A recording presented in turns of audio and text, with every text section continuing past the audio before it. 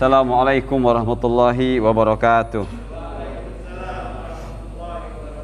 Innal hamdalillah nahmaduhu wa nasta'inuhu wa nastaghfiruh wa na'udzu billahi min shururi anfusina wa min sayyiati a'malina.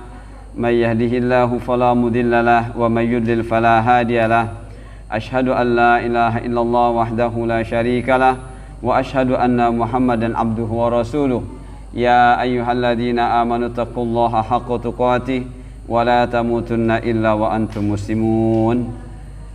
Saudaraku, bapak-bapak yang dimuliakan oleh Allah, alhamdulillah pada malam ini Allah kumpulkan kita di masjid ini. Mudah-mudahan kehadiran kita, kebersamaan kita ada dalam rahmat Allah. Saudaraku yang dimuliakan Allah, pada kesempatan malam ini kajian kita ilmiah akan berbicara tentang keutamaan bulan Rajab. Karena pas juga sekarang kita berada di bulan Rajab. Bulan Rajab adalah di antara bulan-bulan haram alias bulan yang dimuliakan, seperti itu. Tapi apa kaitannya dengan kita, dengan bulan Rajab yang bulan mulia tersebut?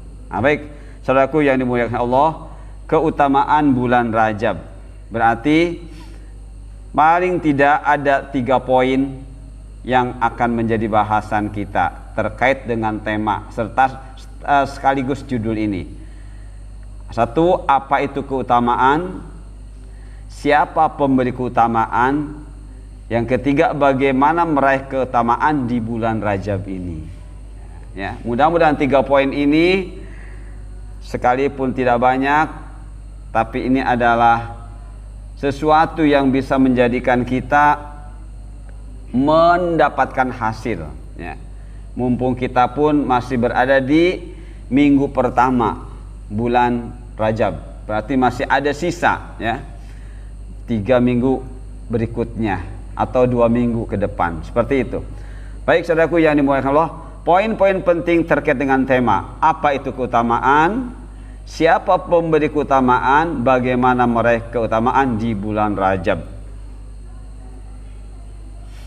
Apa itu keutamaan? Di dalam bahasa Arab kita mengenal ada istilah fadilah, ini kurang titik, fadilah, ada juga fadlun. Ini bentuk isim, bentuk kata benda, atau juga bisa kata sifat, seperti itu. Fadilatun au fadlun. Yang biasa kita mengenal di masyarakat ketika bicara sesuatu yang punya nilai lebih, punya added value, itu biasanya fadilah. Fadilah. Jarang kita mendengar kata fadlun. Padahal kalau dalam bahasa Arab sama. Fadlun, fadilah itu bisa punya makna yang sama. Cuma kita lebih sering mendapat kata fadilah. Termasuk fadilatu syahri Rajab, keutamaan bulan Rajab. Fadilatu syahri Ramadan misalnya, keutamaan bulan Ramadan. Jarang kita mengatakan fadlu syahri Ramadan, padahal itu maknanya sama. Nah, oleh karena itu saudara lihat apa itu keutamaan. Nah, kalau melihat 2 kata, satu fadilatun, ini fadilatun, yang ini fadlun, kita gabung dengan fadlullah. Fadilatun bisa menyendiri, fadlun juga bisa menyendiri. Cuma kalau kata fadlun lebih identik digabung dengan pemiliknya, dengan pemberinya, dengan penciptanya, yaitu Allah, fadlullah. Di dalam ayat Al-Quran lebih dari 60 kata mungkin, kata fadlun atau fadilah atau fadlah itu disebut dalam ayat-ayat Al-Quran, seperti itu. Nah, pada garis besarnya bahwa baik fadilatun ataupun fadlun itu hakikatnya adalah ni'matun. Ni'matun bentuk tunggalnya, jamannya adalah ni'amun. Ya. Jadi jamak dari nikmatun adalah ni'amun. Di samping ada lagi an'am, ya, juga ni'am. Nah, ni'matullah, ni'amullah. Itulah hakikat fadlun, itulah hakikat fadilah.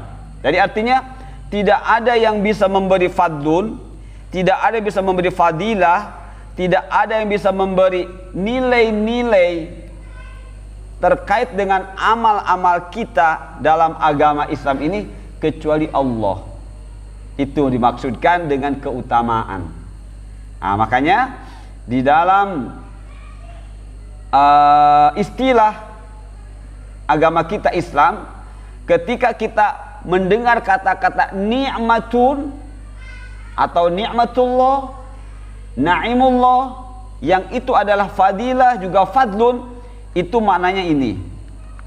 Maknanya ma yuqsadu biha al-ihsan. Ya. Ma yuqsadu biha al-ihsan. Apa itu ma yuqsadu biha al-ihsan? Adalah sesuatu yang tujuannya untuk kebaikan. Ya. Jadi nikmat-nikmat Allah itu tidak ada lain.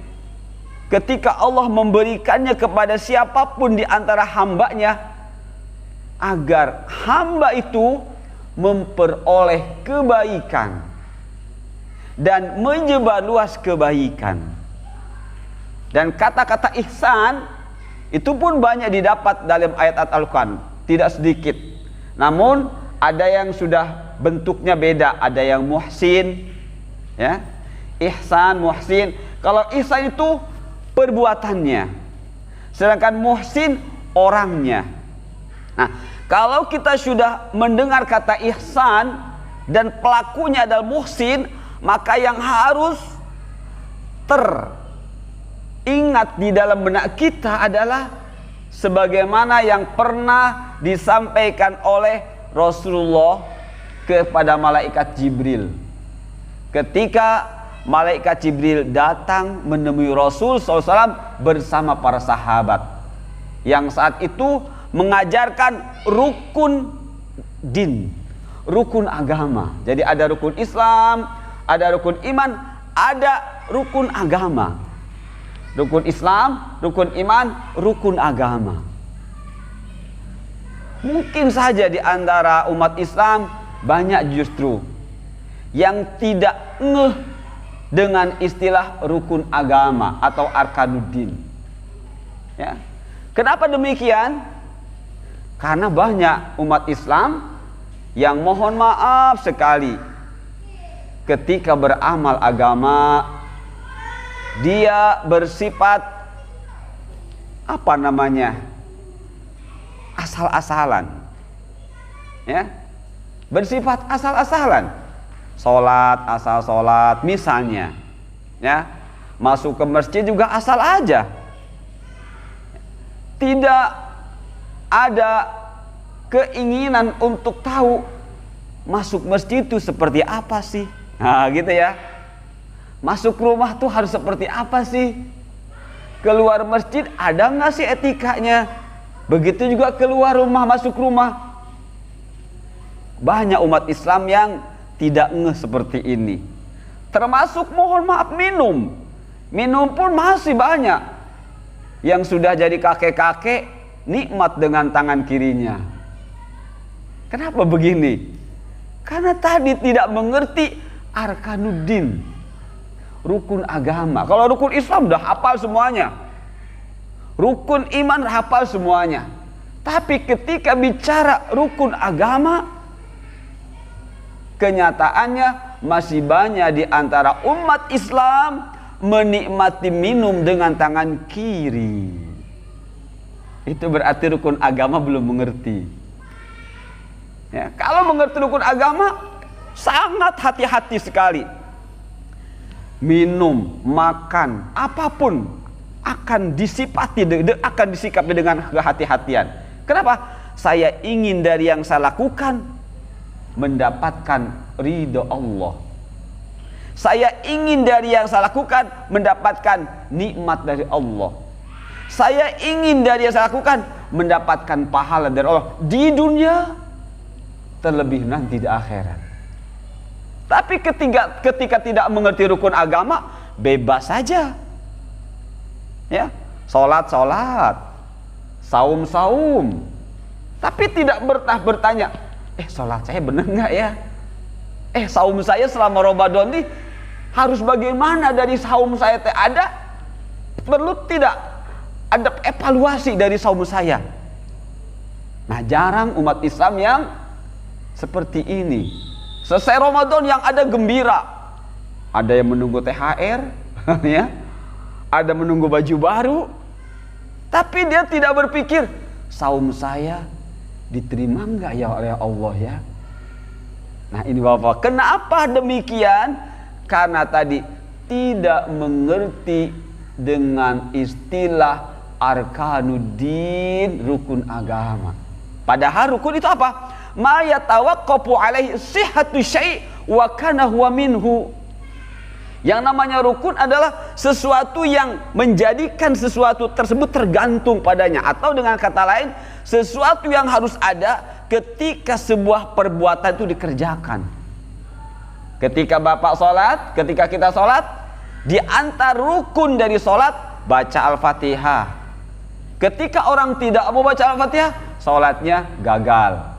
Ketika orang sholat rukunya cepat, tidak tumakninah, batal sholatnya. Kenapa? Ruku adalah rukun. Sujudnya cepat, baru begini sudah bangkit lagi, batal sholatnya. Kenapa? Sujud rukun. Agama pun punya rukun. Andai salah satu dari 3 rukun ini tidak ada di dalam kita, itulah amal-amal kita asal jadi. Asal jadi. Padahal kita mau bikin rumah nggak asal jadi. Kita pondasinya dulu yang kuat agar rumah ini kokoh. Mengapa dalam masalah agama kita tidak seperti kita mau bikin rumah? Yang pada rumah akan ditinggal, sedangkan amal kita akan terus berlanjut sampai ketemu Allah. Tapi mengapa kita terhadap agama kita asal-asalan saja? Inna lillahi wa inna ilaihi raji'un. Musibah besar bagi kita. Andai ini terus tidak berubah, andai ini terus dinikmati, tidak peduli mau benar apa salah. Nah ini Bapak, jadi mayuk sebil ihsan, ketika bicara nikmat adalah tujuannya agar si yang menerima nikmat mendapatkan kebaikan dari Allah. Artinya apa? Dia mendapatkan pahala yang terus dan terus dari apa yang dia kerjakan dengan nikmat yang Allah berikan itu. Baju, nikmat Allah.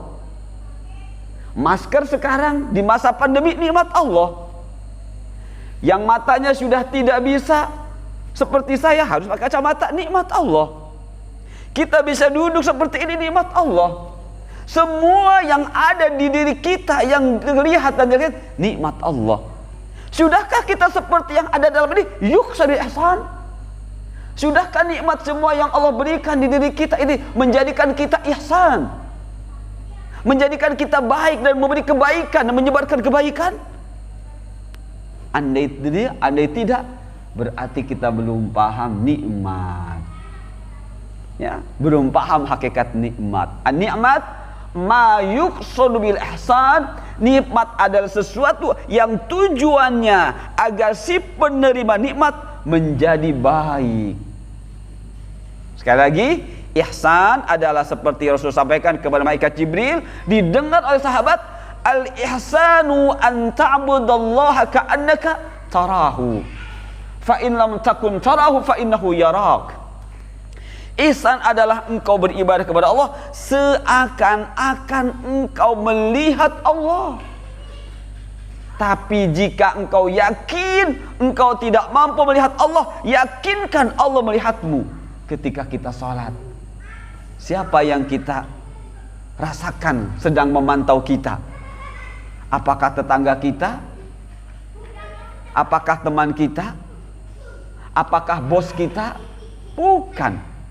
Yang harus kita rasakan di diri kita ketika kita sholat, di antaranya Allah yang memantau kita.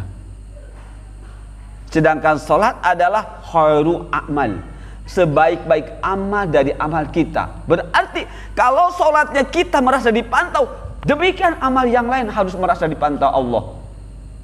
Kita nyapu di masjid, jangan ingin dilihat DKM.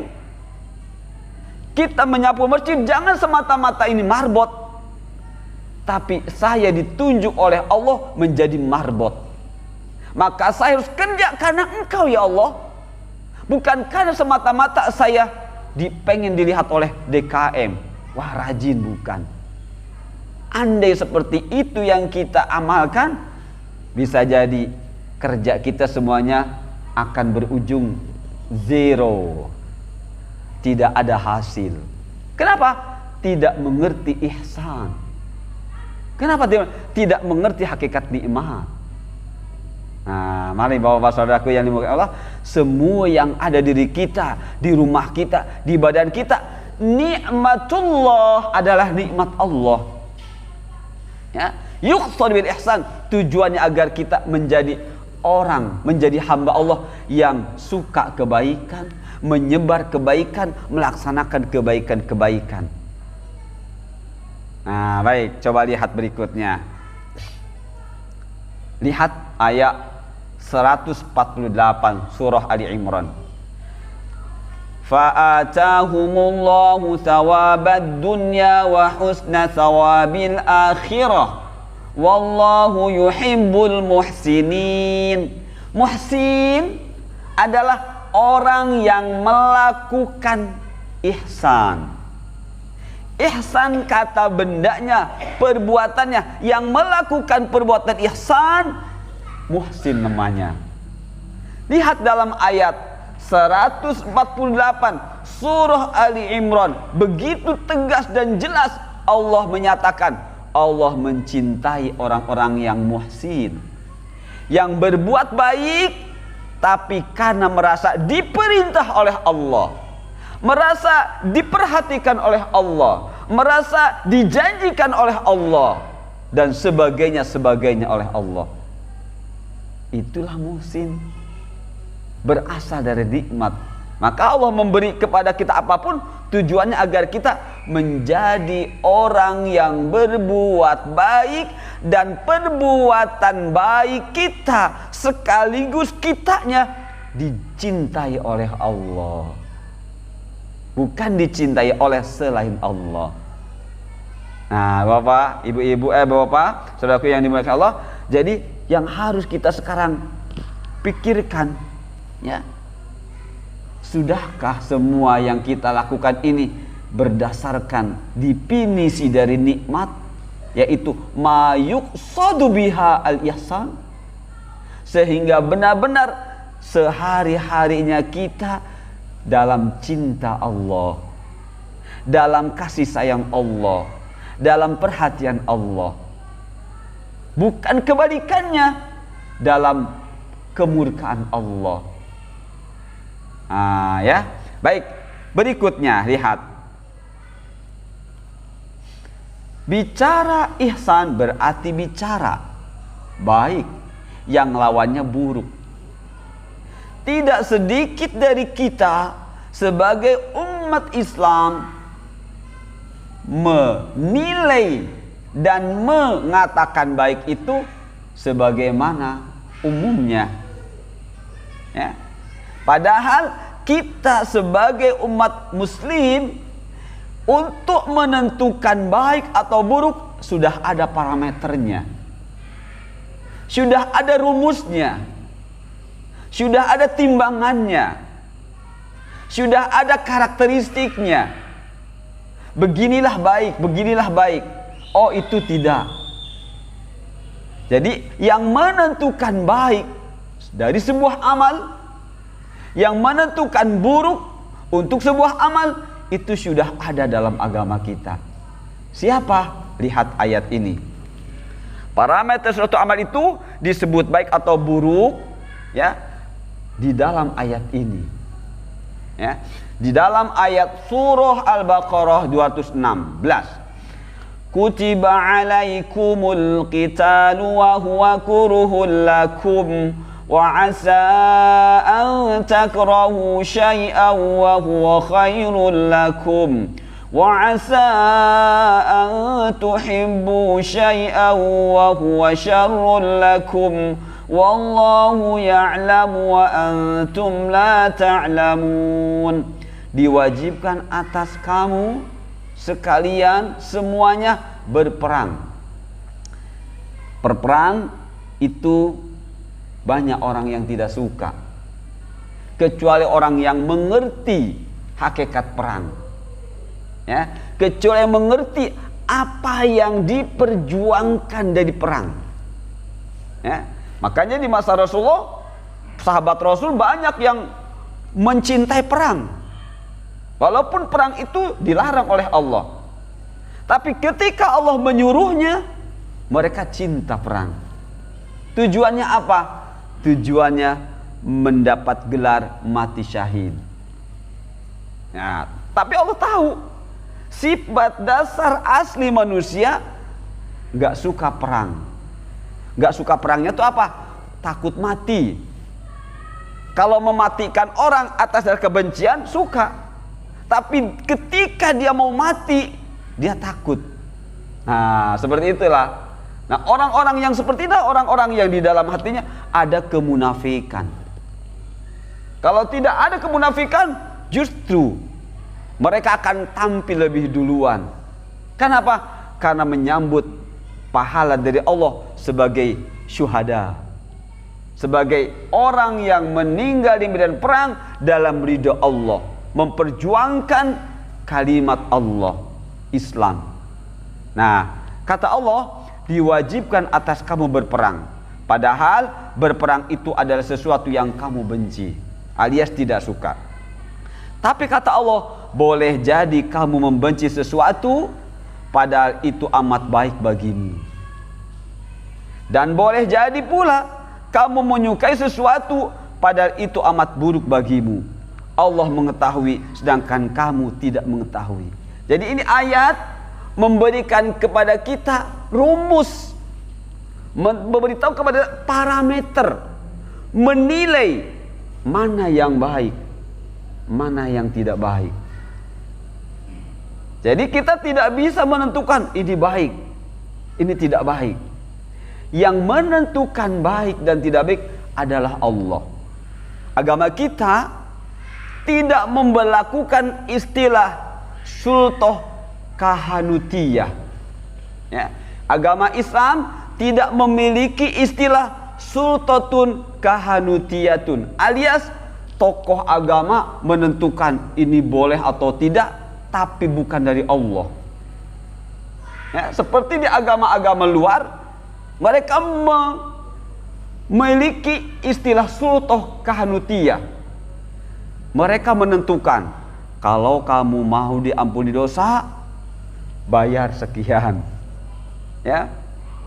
Agama Islam tidak begitu.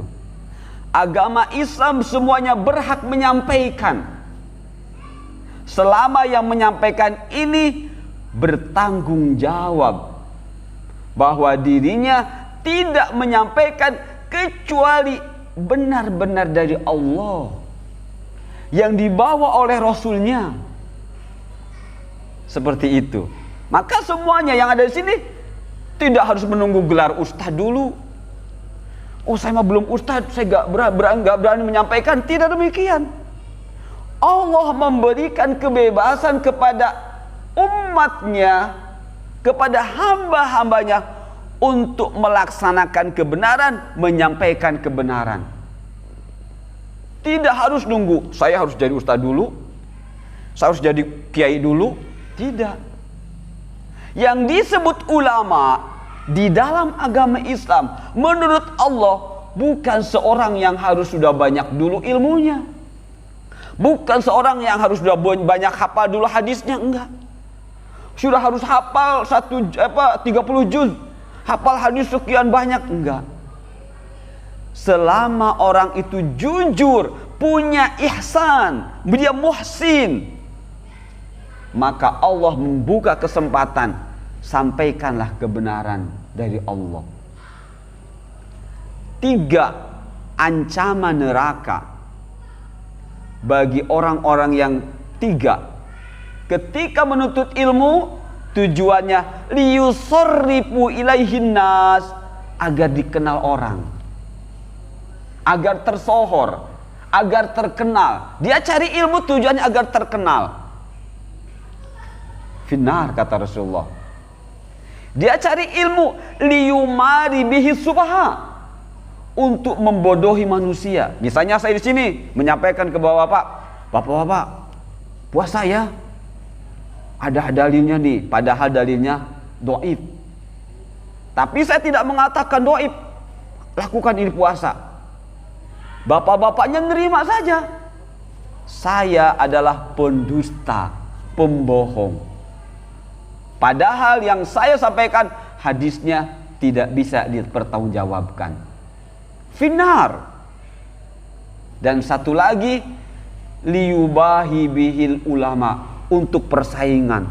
Sesama ustadz bersaing, sesama ulama bersaing. Inna lillahi wa inna ilaihi raji'un. Musibah besar. Islamnya bukan Islam, kita yang musibah besar. Tidak berani memilih, tidak bisa memilih, tidak bisa menselektif. Ketika bersaing, ustadz ini begini, wah jangan ustadz itu mah gak benar, wah itu akhirnya tidak benar. Makanya di sini parameter kebaikan adalah dari Allah. Sudah Isa ya, Isa azan dulu. Baik, baru sampai ayat ini ya, nanti kita lanjutkan setelah Isa. Barakallahu fiik. Subhanakallahumma bihamdika asyhadu an la ilaha illa anta astaghfiruka wa atubu ilaik. Wassalamualaikum warahmatullahi wabarakatuh.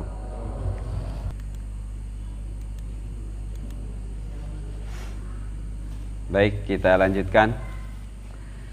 Bismillah, innal hamdalillah nahmaduhu wa nasta'in wa nastaghfiruh wa na'udzu billahi min shururi anfusina wa min sayyiati a'malina.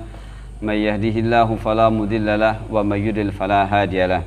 Asyhadu an la ilaha illallah wahdahu la syarikalah wa asyhadu anna Muhammadan abduhu wa rasuluh. Ya ayyuhalladzina amanu taqullaha haqqa tuqatih wa la tamutunna illa wa antum muslimun. Jadi saudara-saudaraku yang dimuliakan Allah, di dalam menentukan baik dan buruk kita sebagai muslim adalah Allah, ya. Jadi berdasarkan ayat ini, penentu baik dan buruk sebuah amal yang dilakukan oleh hamba yang mengaku dirinya muslim adalah Allah. Dan Allah menjelaskan, bisa jadi yang kita kerjakan ini kita tidak suka, tapi itu Allah menyuruh kita, ya. Dan Allah menghendaki itu adalah kebaikan buat kita. Kebalikannya, kita mengerjakan sesuatu yang kita sukai, padahal Allah tidak suka. Mengapa? Karena Allah tidak memerintahkannya. Itulah prinsip kita di dalam menentukan baik dan buruk dalam beragama. Inilah konsekuensi dari keihsanan seorang yang muslim dan mukmin. Jadi seorang muslim mukmin tapi tidak muhsin, dia akan tidak siap diatur oleh Allah. Dia akan menentukan kebaikan itu tidak berdasarkan apa kata Allah. Bisa jadi berdasarkan kata orang banyak. Karena yang melakukan banyak itu baik. Karena yang melakukan sedikit itu nggak baik. Ketika seperti itu yang tumbuh di diri kita dan di masyarakat, maka ini adalah kehancuran buat agama kita. Nah, baik, saudaraku yang dimuliakan Allah, sampai pukul berapa Arifah? Khawatir nggak keburu soalnya. Jadi yang menentukan suatu amal itu baik atau buruk, berpahala atau tidak adalah Allah. Bukan Pak Ustadz, bukan Pak Kiai, ya seperti itu. Tapi adalah ulama. Ulama itu siapa? Tadi yang dia terus mencari ilmu dengan benar, lepas dari syubhat, lepas dari syahwat, lepas dari keinginan popularitas, lepas dari ingin bersaing, lepas dari ingin tujuannya menipu.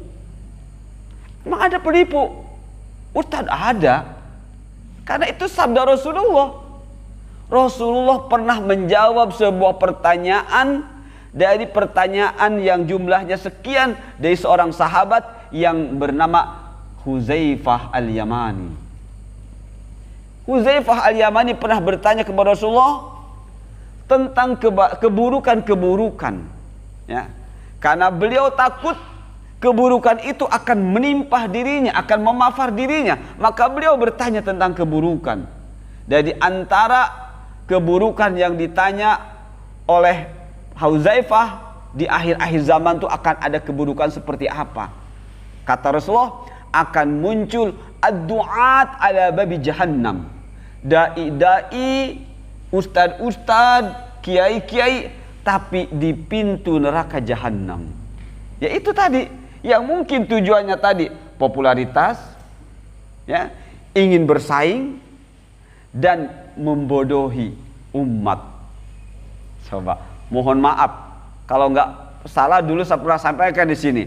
Saya ketika ada di satu tempat, ya, saya mendengar ceramah dari seorang ustadz.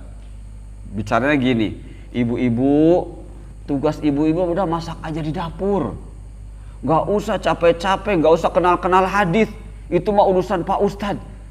Saya mengelus dada, inna lillahi wa inna ilaihi raji'un. Ini adalah ungkapan yang sangat keliru, ya. Seakan-akan yang bertugas untuk menyampaikan kebenaran itu seorang ustaz saja, padahal tidak demikian. Hanya saja menyampaikannya mungkin nggak harus seperti ini, menyampaikan secara individu. Selama dia memiliki kebenaran yang jelas benar, sampaikan. Dan tidak harus melalui mimbar seperti ini. Makanya tadi saya sampaikan, Islam tidak memiliki istilah sultatun kahanutiyatun, ya, yang menghalalkan, yang mengharamkan hanya Allah. Kita hanya menyampaikan saja. Nah, sedangkan di luar agama kita tidak demikian. Allah sudah memberitahu, agama di luar kita hum yanharifun, mereka merubah-rubah ayat-ayat Allah. Kita tidak bisa, ya. Ayat-ayat Allah dijaga oleh Allah, seperti itu, ya. Nah, baik bapak-bapak, saudara-saudara yang dimuliakan Allah, siapa pemberi keutamaan? Nah, semuanya sudah, tidak harus mencari-cari kemana-mana jawaban itu. Pasti Allah. Keberadaan kita di dunia Allah, ya. Yang menjadikan kita berada di muka bumi ini Allah, ya. Kata Ibnu Abbas ketika beliau memahamkan kata Rabb, alhamdulillahi Rabbil alamin, kita harus mengerti minimalnya ada 3 nama Allah yang harus kita terus ingat ketika disebut kata Rabb. Allah al-Khaliq, Allah ar-Raziq, Allah al-Muhawwil. Minimalnya 3. Khaliq, pencipta. Tidak ada yang maha pencipta di muka bumi ini. Walaupun laptop ini buatan manusia, manusia yang menciptakan Allah. Ilmu yang diberikan kepada yang membuat laptop itu juga dari Allah. Maka ketika kita membaca Rabbil Alamin, kita akui Allah lah pencipta kita, pencipta alam ini. Razik, pemberi apapun yang kita butuhkan dalam hidup kita. Walaupun mungkin secara manusiawi lewat manusia, tapi hakikatnya dari Allah. Muhawwil, Allah maha mengatur. Jadi kita hidup ini sehari-harinya tidak lepas dari Rabb, ke maha penciptaan Allah, pemberi rezeki dan segalanya. Nah, apa tujuannya ketika kita sudah memahami ini? Artinya kita disuruh oleh Allah untuk mengakui Allah itulah yang harus kita sembah satu-satunya. Tidak boleh ada yang engkau sembah selain Allah. Misalnya, ya, kita mencari ilmu untuk kanuragan, ya, ilmu kadikjayaan, supaya tidak mempan ditembak, supaya bisa ngilang, supaya bisa terbang di atas air, supaya bisa didatangi orang nebak ini nebak itu, saya hilang ini di mana ya. Andai itu dipelajari, itu berarti sudah menduakan sesembahan.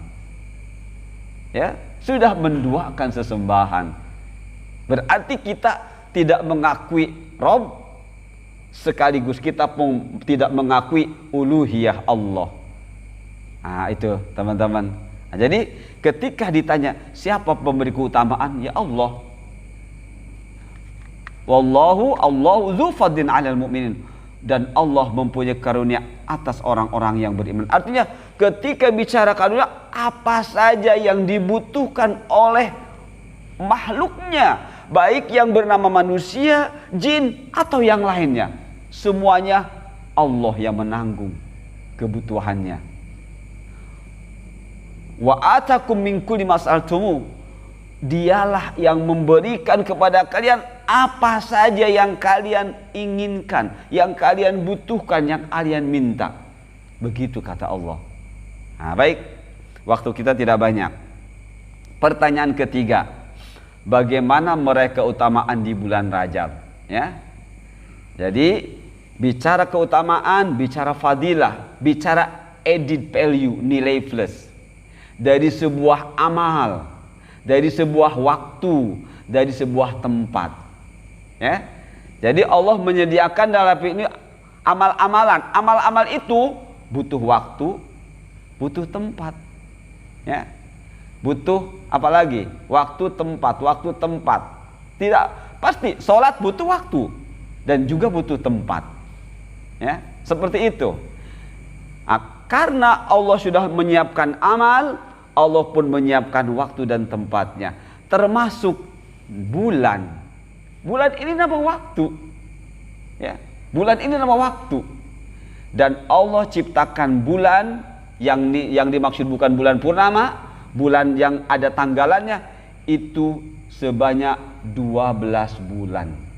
Nah, lihat di sini ada hadis yang mengatakan an Abi Bakrah anin Nabi sallallahu alaihi wasallam annahu qala inna zamana qad istadara kahayati yauma khalaqallahu samawati wal ard as-sanatu ifna asyara syahran minha arba'atun hurum thalathatun mutawaliyatun Zulqa'dah wa Dzulhijjah wa Muharram wa Rajab sahru mudar, ya, sahru mudar alladzi baina Jumada wa Sya'ban. Nah, dari Abu Bakrah, semoga Allah meridainya, dari Nabi sallallahu alaihi wasallam bersabda, zaman jadi masa, nah, ya, waktu di mana kita beramal terus berjalan dari sejak awal penciptaan langit dan bumi. Sudah berapa abad, ya, sudah berapa ribu abad mungkin, ya, dunia ini berdiri, ya, masa pun berjalan begitu. Tapi kata Rasulullah, dari awal bumi diciptakan, Allah menjadikan peredaran waktu ini dengan menggunakan istilah syahrun, bulan. Dan Allah tetapkan dari awal diciptakannya bumi langit 12 bulan, ya, seperti itu. 1 tahun ada 12 bulan. Di antaranya ada 4 bulan haram, yakni bulan yang suci. 3 bulan berurutan, yaitu Zulqa'dah, Dzulhijjah, dan Muharram. Kemudian Rajab, yang berada antara Jumadil Akhir dan Sya'ban. Nah, jadi bulan itu semuanya 12. Ya, bulan semuanya 12. Muharram, Safar, Rabiul Awal, Rabiul Tsani, Jumadal Ula, Jumadal Tsani, Rajab, Sya'ban, Ramadan, Syawal, Zulqa'dah, Dzulhijjah. Yang warna merah inilah Muharram. Syahrul Haram, bulan-bulan yang dimuliakan, yang disucikan oleh Allah. Bagaimana dengan bulan yang sisanya? Apakah tidak disucikan? Sama sebenarnya. Ya, sama sebenarnya. Cuma tadi dari 12 bulan ini ada bulan-bulan yang Allah jadikan sebagai ujian buat kita. Bagi yang merindukan added value. Bagi yang merindukan ingin pahala yang luar biasa dari Allah. Jadi Allah sudah menyediakan 4 bulan bagi hamba-hambanya yang merindukan pahala besar dari Allah. Makanya disebut dengan Syahrul Hurum. Bulan yang haram, maksudnya yang dimuliakan oleh Allah. Nah, di antara bentuk pemuliaannya, kita kembali dulu ke ayat. Ya, nanti dari ayat ini saya bawakan sedikit penjelasan dari beberapa kitab tafsir, ya, yang akan mewakili tafsir-tafsir tentang ayat ini. Inna iddatasy syuhur indallahi 12 syahran fi kitabillah. Yauma khalaqas samawati wal ard minha arba'atun hurum. Dzalikad dinul qayyim fala tadlimu fihinna anfusakum. Sesungguhnya bilangan bulan pada sisi Allah adalah 12 bulan dalam ketetapan Allah di waktu Dia menciptakan langit dan bumi. Di antaranya 4 bulan haram, yakni bulan yang disucikan, itulah ketetapan agama yang lurus. Maka janganlah kamu menganiaya dirimu dalam bulan yang 4 itu. Nah, jadi pertanyaan tadi, bagaimanakah cara kita meraih keutamaan di bulan dan melalui bulan Rajab ini? Inilah jawabannya. Apa? Fala tadlimu fihinna anfusakum. Allah menjadikan kita sebagai mukhatab, sebagai orang yang diajak langsung oleh Allah berkomunikasi. La tadlimu anfusakum. Jangan kalian berbuat zolim. Seperti itu. Di dalam Al-Quran, para ulama tafsir ketika bicara zolim ada 4. Ya, ada 4 kezoliman. 1, kezoliman hamba kepada Allah, kezoliman hamba kepada Rasulnya, kezoliman hamba kepada sesama hamba, kezoliman hamba kepada dirinya sendiri. Tidak akan lepas dari ini, kata para mufassirin. Ya. Kapan kita zolim kepada Allah? Kapan kita zolim kepada Rasul? Kapan kita zolim kepada sesama makhluk? Dan kapan kita zolim kepada diri sendiri? Pangkalnya di ibadah. Kita ini diciptakan oleh Allah untuk beribadah. Dan ibadah adalah ismun jami'un likulli ma yuhibbuhu Allah Ta'ala wa yardah minal aqwali wal af'ali adh-dhahirah wal batinah. Ya. Ibadah adalah semua perkataan-perkataan kita, perbuatan lahir batin, ingat, dicintai, diridhoi oleh Allah. Ketika apa yang kita ucapkan Allah tidak cinta, maka Allah tidak ridho. Ketika kita lakukan sesuatu Allah tidak cinta, maka Allah tidak ridho. Jadi ridho itu hubungannya dengan pahala. Cinta itu hubungannya dengan perbuatan. Kalau kita cinta kepada Allah, kita harus melakukan apa yang Allah cintai. Kalau kita melakukan apa yang Allah cintai, maka Allah pun akan meridhoi kita, alias memuliakan kita, dan Allah beri pahala dari yang kita kerjakan. Bila yang kita lakukan tidak dari amal yang Allah cintai, maka Allah pun tidak ridho. Nah, terkait dengan bulan Rajab, jika kita ingin meraih keutamaan dari bulan Rajab ini, melalui bulan Rajab ini, keutamanya dari Allah melalui bulan Rajab ini, kata Allah, fala tadlimu fihinna anfusakum. Allah dahulukan kata fihinna, waktu dan tempat didahulukan. Tidak Allah fala tadlimu anfusakum dulu, tapi fihinna didahulukan.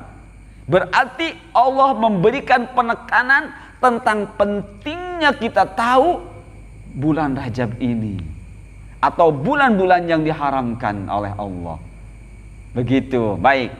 Saya bawakan di sini beberapa tafsir. Tapi tidak semuanya, ya. Saya ada 40 tafsir lebih, ya. Tapi saya baca, saya bawakan seperti ini saja. Mudah-mudahan ini cukup representatif, ya. Di antara atau hampir semua tafsir dari para mufassir terkait dengan ayat ini, khususnya pada kata fala tadlimu fihi anfusakum, jangan kalian berbuat zalim di bulan-bulan ini, baik secara umumnya bulan setelah 12, tapi Allah perkhusus 4 bulan, ya.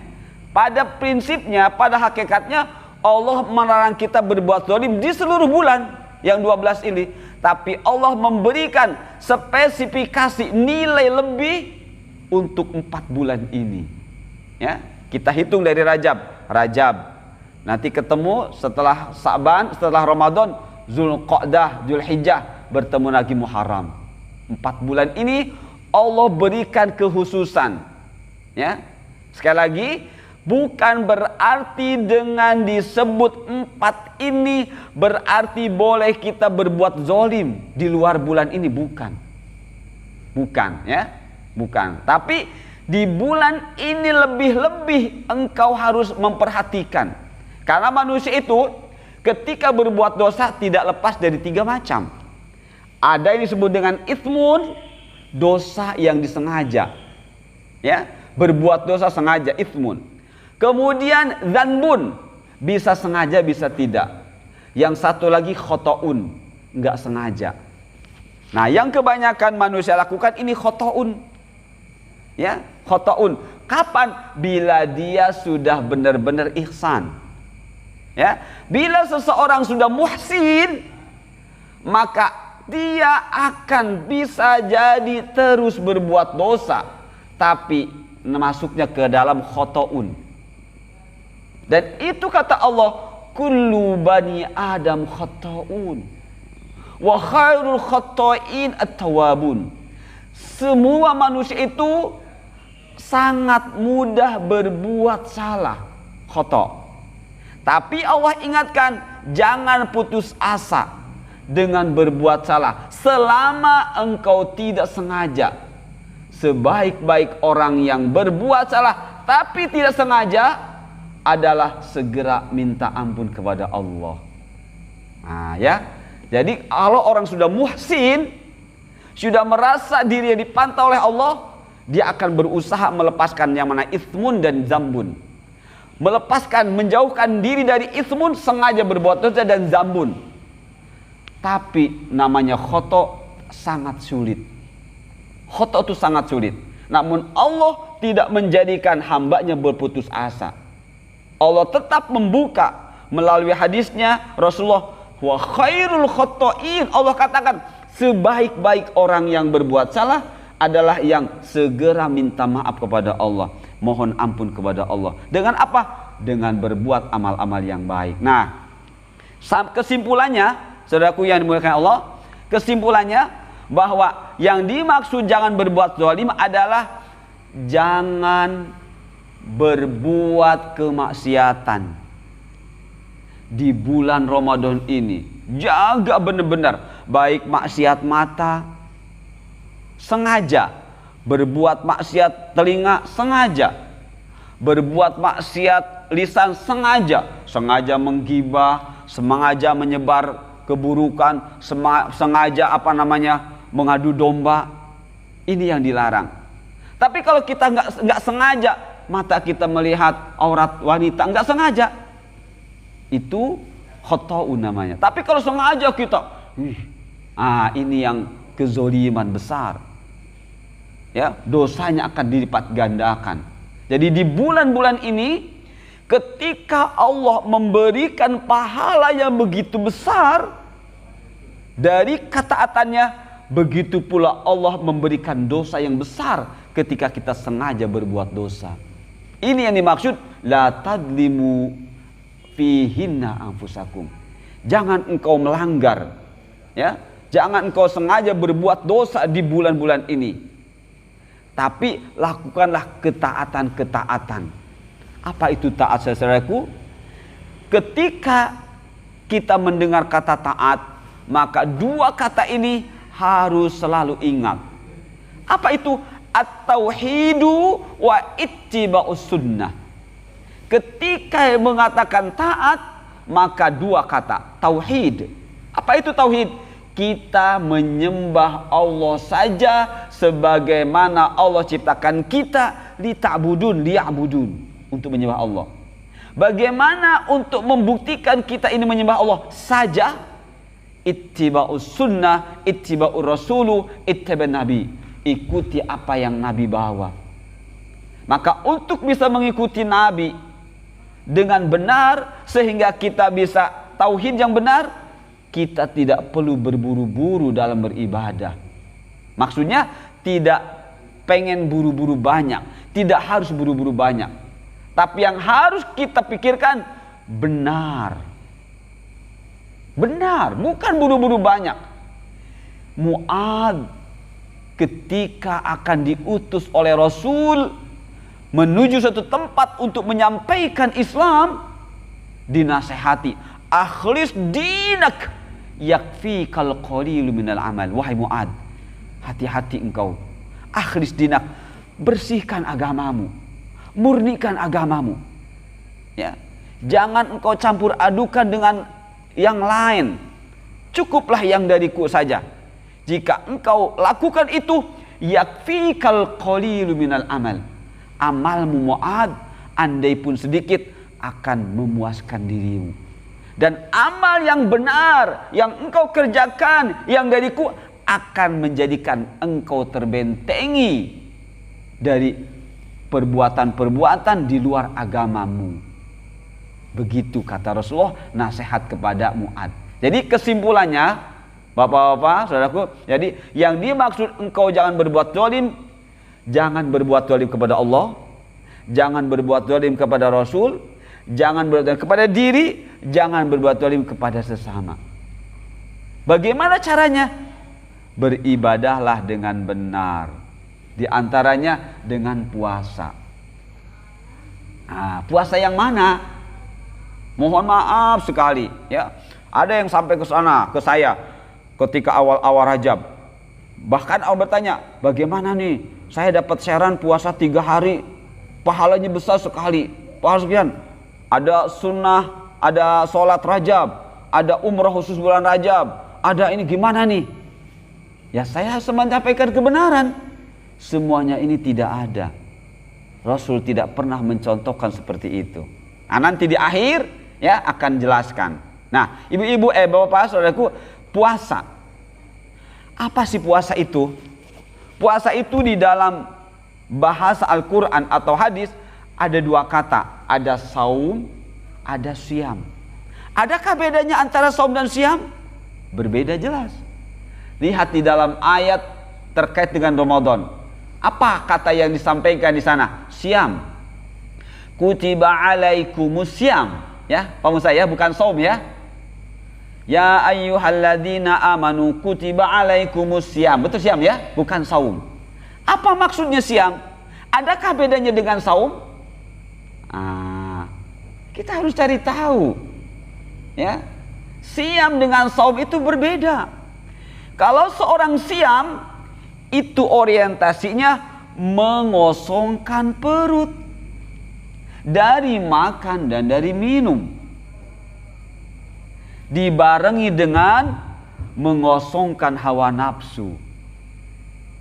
Ya, makanya lihat ayat itu. Allah menyuruh kita menahan lapar dan haus.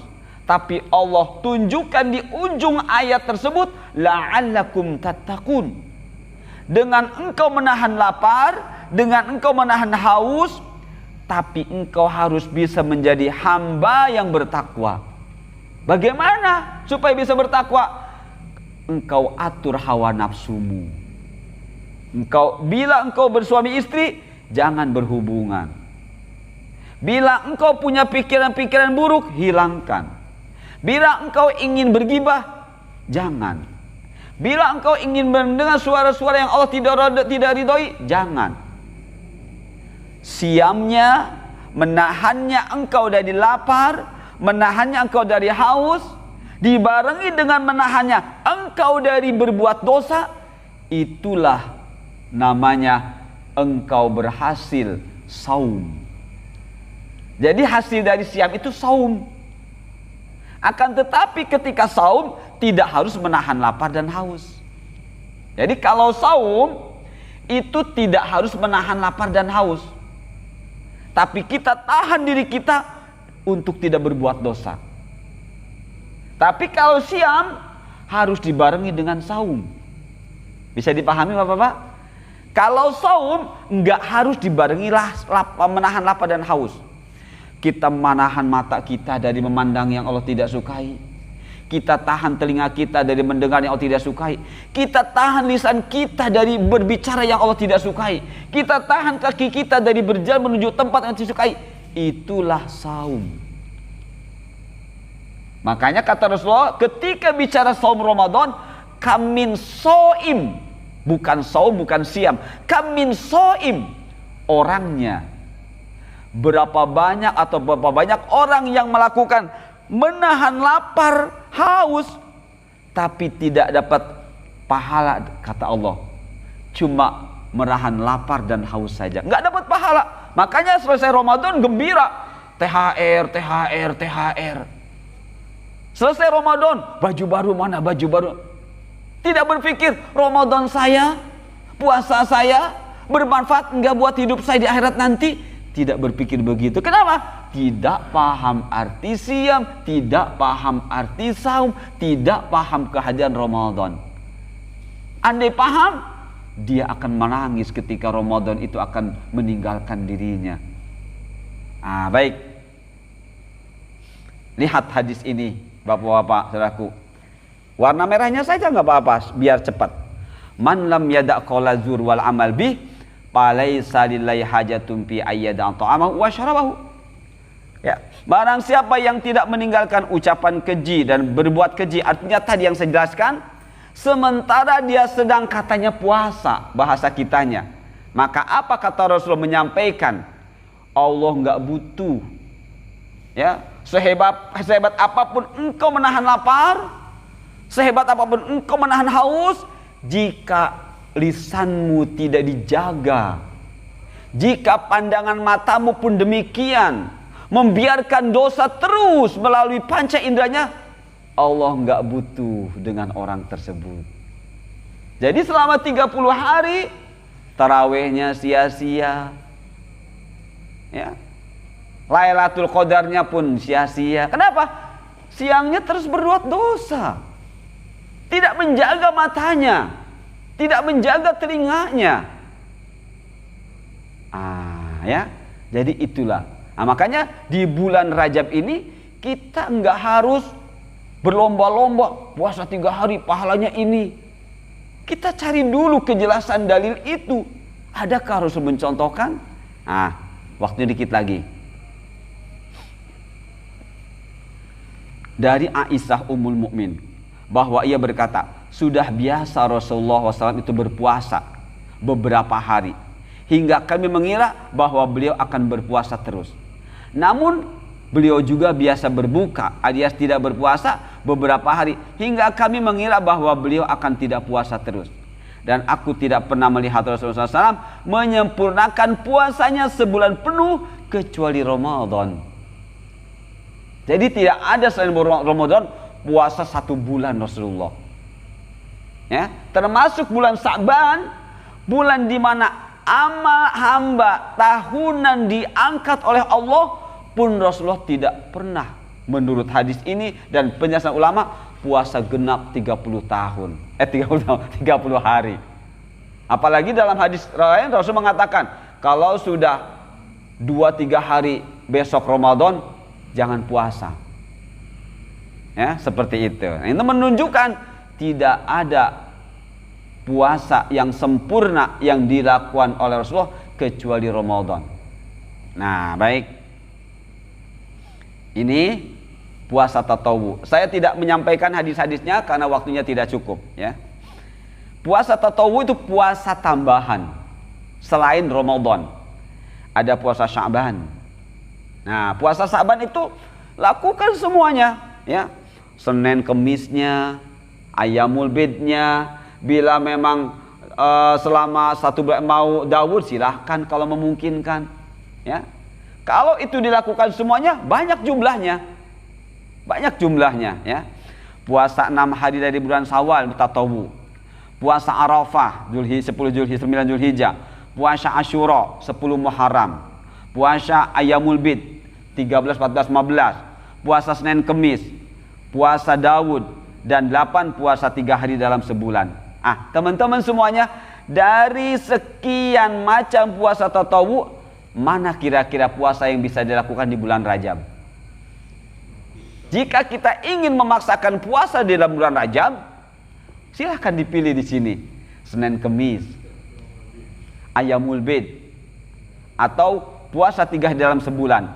Sebenarnya puasa 3 hari dalam sebulan itu awalnya Ayyamul Bid. Hanya saja ketika Ayyamul Bid seseorang itu nggak mampu berturut-turut, Rasulullah memberi dispensasi lagi. Silahkan, yang penting 1 bulan ada 3 hari. Engkau pilih mau minggu pertama sehari, minggu kedua sehari. Yang penting sebulan jangan ada tidak berpuasa. Jangan sampai tidak berpuasa, minimalnya 3 hari. Engkau pilih hari yang mana. Yang penting jangan hari yang dilarang, Jumat atau Sabtu. Jika Senin Kemis pun kecapean, ya sudah. Yang penting ada 3 hari dalam sebulan.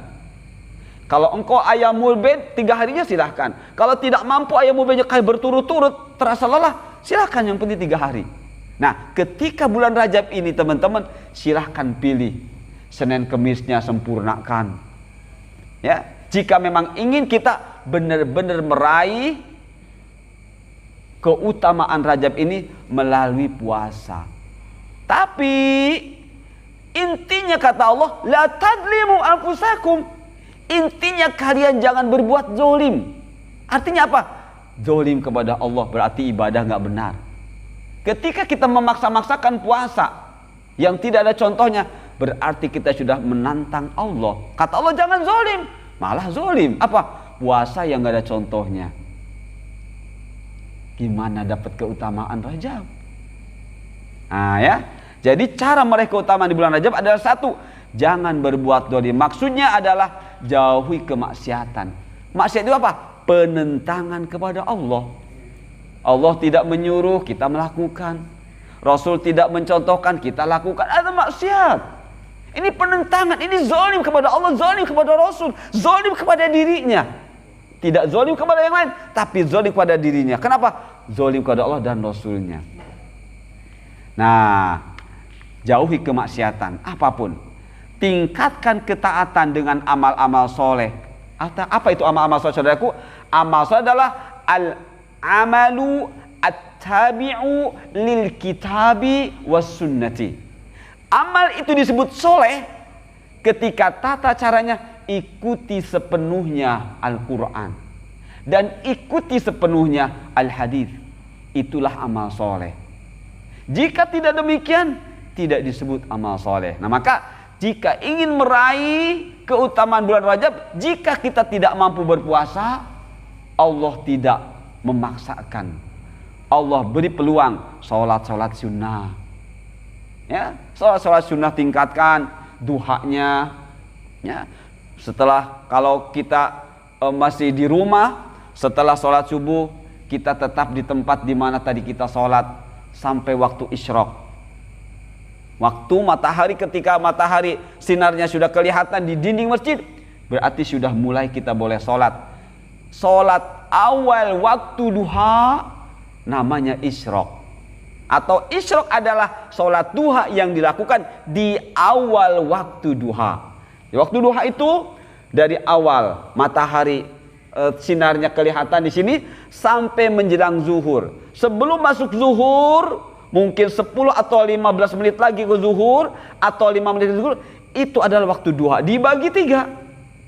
Dibagi 3. Bila waktu dia katakanlah 6 jam, bagi 3. 2 jam, 2 jam, 2 jam.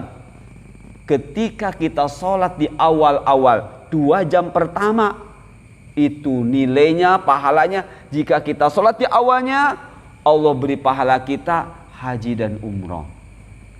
Kalau tidak haji dan umroh agak naik sedikit, ya, maka berarti kita sudah bersodakoh untuk mensodakohi persendian kita yang jumlahnya 360. Bila 4 rakaat kita lakukan tidak di awal sekali, tapi mungkin kalau tadi pukul 6 katakanlah masuk sampai jam 8, berarti sepertiga duha kedua lakukan kita pukul 8, kita dapat pahala apa? Kata Allah, kata Rasul, ya abdi la tada' arba'an fi awalin nahar akfika akhirah. Wahai hambaku, jangan engkau tinggalkan 4 rakaat di awal siang, yaitu sepertiga duha pertama. Akfika akhirahu, akan saya cukupi kehidupanmu di akhir siang. 4 rakaat dengan 2 salam. Nah, nanti naik lagi mungkin sekitar 9-10, ya. Orang yang sholat duha di waktu itu Allah beri gelar awabin, orang yang bertaubat. Sempatkan entah 2 rakaat, entah 4 rakaat, karena sholat duha ini menurut keterangan sebenarnya 8 rakaat jumlahnya. Kita bisa mencicilnya untuk 8 rakaat tersebut. Ada 12 rakaat kapan? Ketika Rasulullah tidak sholat malam sama sekali, maka beliau sholat 12 rakaat di waktu siangnya itu. Nah, jadi ketika kita tidak mampu berpuasa, kita tingkatkan sholat sunnah selain duha, tahajudnya, kemudian sholat sunat rawatib yang menemani sholat fardu. Ya, ada yang 4 rakaat, yang 2 rakaat, tapi tetap semuanya 2 salam. Ya, 2 rakaat. Kemudian puasa sunnah tadi, kemudian sodako. Saya dengar masjid ini mau diperbesar. Ini mumpung masih bulan Rajab, ingin meraih pahala, kita sodako untuk pembangunan masjid ini. Ya, mudah-mudahan masjid ini besar, kajian yang Al-Quran hadis membuat Allah cinta kepada kita. Karena yang namanya Baitullah itu adalah rumah Allah, itu disebut Baitullah. Masjid adalah Baitullah. Kenapa disebut Baitullah? Karena Allah sediakan untuk orang-orang yang rindu hidayah Allah, ya, yang merindukan ilmu dari Allah, merindukan dibuka dadanya oleh Allah untuk menerima Islam dengan benar. Itu masjid, ya. Kemudian dan lain-lain yang ma'ruf. Ma'ruf itu maksudnya semua ibadah, ya, yang Allah contohkan kepada Rasulnya itu semua ma'ruf. Baik bersifat ibadah mahdoh, ada yang tidak mahdoh. Nah, yang tidak mahdoh itu bersifat duniawiyah, seperti makan. Dulu sebelum Rasul diutus, Allah sudah berkata, Allah sudah berfirman kepada Nabi Adam, ya Adam, fa imma ya'tiyannakum minni hudan faman tabi'a hudaya fala khaufun 'alaihim wa lahum. Wahai Adam, aku turunkan kau ke muka bumi. Bumi ini menjadi tempatmu ilahin sementara, dan di bumi ada mataun, semua kebutuhan hidupnya ilahin sementara juga. Tapi Adam, nanti akan datang, akan turun kepadamu dan keturunanmu utusanku membawa aturanku. Nah, aturan yang dibawa oleh utusan Allah itu bersifat pertama ibadah-ibadah mahdoh, seperti sholat, saum, semua tata caranya sudah Allah atur. Ya. Nah, yang tidak Allah atur secara saklek, seperti kehidupan dunia, makan, berpakaian, minum. Sebelum Rasul diutus, Nabi Adam sudah makan, keturunannya pun makan, tapi makannya waktu itu belum diatur. Ya, makannya belum diatur. Maka hal-hal yang bersifat duniawiyah itu akan menjadi ma'ruf bila nanti dikembalikan kepada tata cara Rasul. Bagaimana Rasul makan dengan tangan kanan, bagaimana Rasul makan sedikit-sedikit, bagaimana Rasul makan tidak mencaci makanan, bagaimana Rasul minum pun demikian. Tadinya bersifat duniawiyah, setelah kita nisbatkan ke Rasulullah, maka jadilah ma'ruf. Makanya kata Rasulullah, la tahkironna syai'an minal ma'ruf walau antalqa akhaka biwajhin talqin. Jangan kau anggap remeh yang ma'ruf, walaupun kau hanya sekedar tersenyum kepada saudaramu. Itu ma'ruf. Jadi mari kita banyak tersenyum, ketemu saudara, assalamualaikum. Ya, itu ma'ruf. Pahalanya besar di bulan ini, karena Allah sudah janji. Begitu. Baik, saudaraku, sudah 8:30, jangan terlalu malam. Ya, itu saja ya. Mudah-mudahan bermanfaat. Sudah habis tuh, sudah saya siapkan segitu. Bila ada pertanyaan silahkan. Mudah-mudahan tidak ada. Ada, silahkan Pak.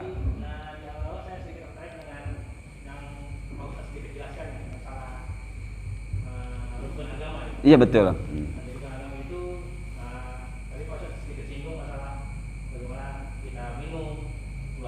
Betul.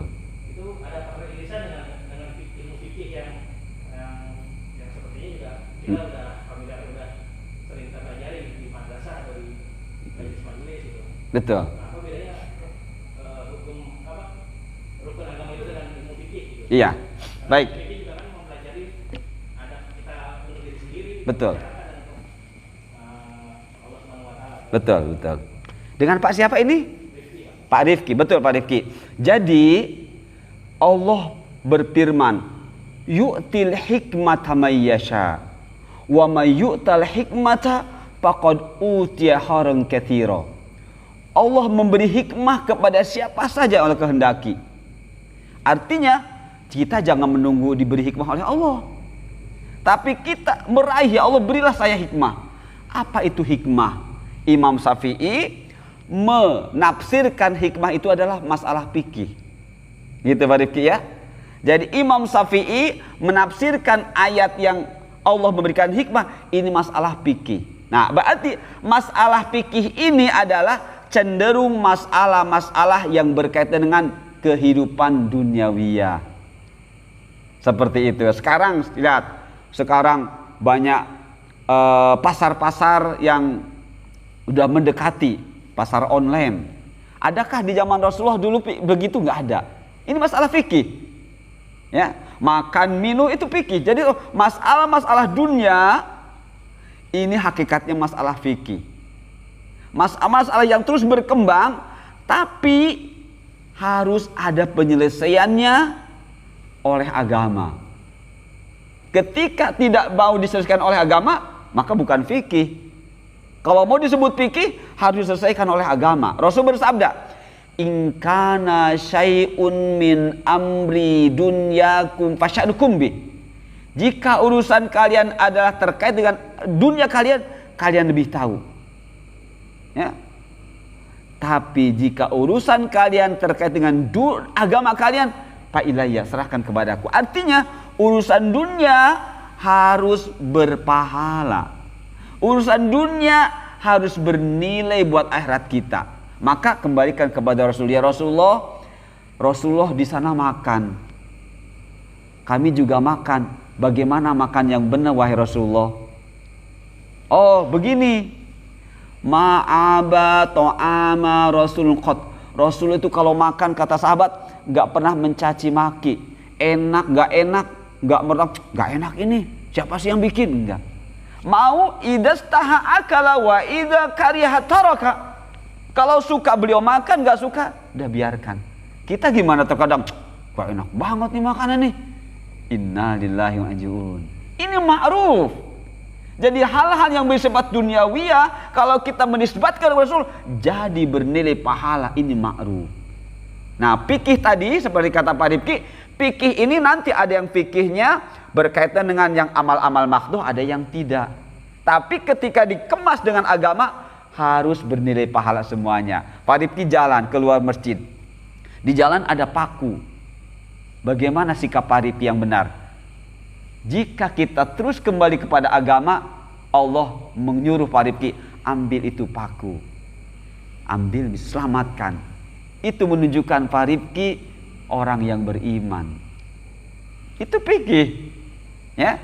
Jadi apa yang terjadi di muka bumi kita ini, ya, yang kita lihat, yang kita rasakan, itu tidak lepas dari masalah fikih. Disebut dengan hukmul wad'i. Ya, disebut dengan hukum wad'i. Jadi hukum wad'i ini adalah hukum Allah, aturan Allah yang terjadi di alam ini sampai hari kiamat terus berkembang. Kalau kita tidak mengembalikan kepada agama dengan istilah hukum taklifi, maka tidak akan selesai. Maka selesaikanlah dengan hukum taklifi. Ya, hukum taklifi adalah sholat. Ya, hukum taklifi adalah puasa. Ya, ketika sholat puasa butuh hukum wad'i. Kapan sholat subuh, kapan sholat isya, berkaitan dengan alam. Ya, hukum wad'i itu berkaitan dengan alam. Alam ini berkaitan dengan dunia. Makanya kata Allah, walakum fil ardi mustaqarrun wa mata'un ilahin. Dunia ini tempat tinggalmu wahai Adam dan anak cucu-cucunya, dan juga dunia mata. Kenikmatan dunia, matahari terbit, terbenam, itu kenikmatan dari Allah. Dengan diterbitkannya kita merasakan ada panas. Ketika dibenamkan kita dingin. Allah berikan selimut di malam hari. Itu semua masalah fikih. Jadi masalah duniawi adalah masalah fikih. Baik nanti fikihnya berkait dengan yang tadi makhdoh, ataupun berkaitan dengan yang tidak makhdoh. Begitu Pak Rifki ya. Jadi sama, fikih adalah permasalahan agama kita, ya. Ada lagi? Cukup?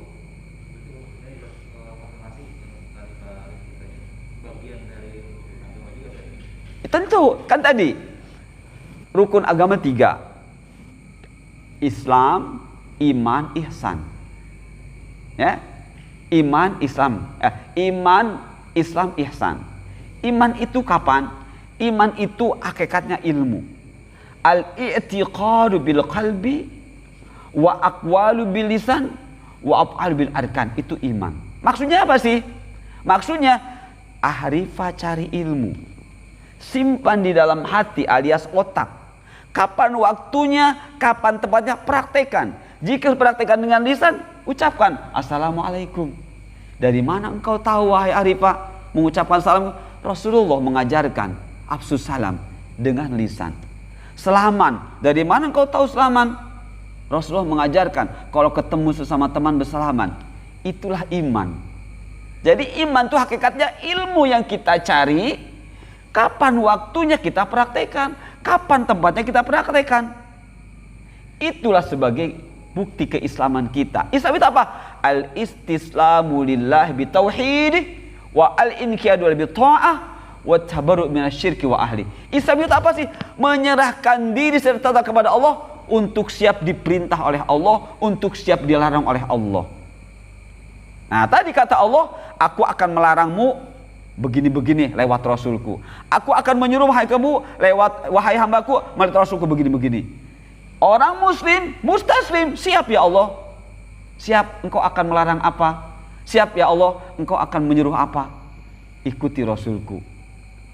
Dengan apa? Al-inqiyad, tunduk kepada Allah. Buktikan ketundukan itu dari istislammu, dari penyerahan total kepada Allah dengan inqiyad. Apa itu? At-ta'ah, dengan taat. Apa itu taat? At-tauhid. Siap ya Allah, aku menyembah. Bagaimana caranya engkau menyembahku? Akan ikut Rasulku. Apalagi setelah itu? At-bara'ah minasyirki wa ahli. Aku akan berusaha melepas diri kesyirikan ya Allah, dan dari pelaku syirik. Bagus, engkau muslim mustaslim. Tapi diperkuat dengan muhsin. Engkau akan merasakan manfaat dari keislamanmu dan keimananmu jika engkau menjadi seorang yang muhsin tadi. Perbuatanmu apapun harus merasa dijanjikan pahala oleh aku. Engkau berbuat apapun harus merasa diperhatikan olehku. Sebagai bukti engkau diperhatikan olehku, aku kirim malaikat pencatat baik dan buruk. Seperti itu. Jadi fikih ini tidak lepas dari masalah-masalah dari 3 ini rukun agama. Jadi kalau orang yang kena rukun agama, masalah fikih akan aman nyaman, akan terselektif dengan benar, dengan baik. Tapi ketika rukun agama tidak mengerti, maka fikihnya akan kacau. Wallahu alam. Cukup? Cukup ya, takut kemalaman. Itu saja mungkin yang bisa saya sampaikan. Mudah-mudahan bermanfaat. Mohon maaf bila ada kata-kata yang kurang berkenan di hati saudara semuanya. Subhanakallahumma bihamdika asyhadu an la ilaha illa anta astaghfiruka wa atubu ilaik. Wassalamualaikum warahmatullahi wabarakatuh.